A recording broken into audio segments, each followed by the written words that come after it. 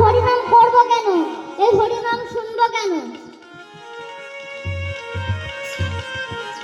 না, হরিনাম করলে বা শুনলে টাকা পয়সা হয় না, হরিনাম শুনলে ব্যাংক ব্যালেন্স হয় না, হরিনাম শুনলে ইউনিভার্সিটির ডিগ্রিও না হতে পারে। তবে হরিনাম করলে বা শুনলে অমানুষ থেকে মানুষ হওয়া যায়, মানুষের চরিত্রের পরিবর্তন হতে পারে। তাই প্রভুর আমার বলছে, হরিনাম করলে বা শুনলে পিতাব জ্বালা দূরে যায়। পিতাব জ্বালা মানে কি মা? পিতাব জ্বালা মানে হলো তিনটি জ্বালা, তিন রকমের জ্বালা। সেই তিন রকমের জ্বালা কি কি? এক হচ্ছে আধ্যাত্মিক, দুই আদি ভৌতিক, আর তিন আদি দৈবিক।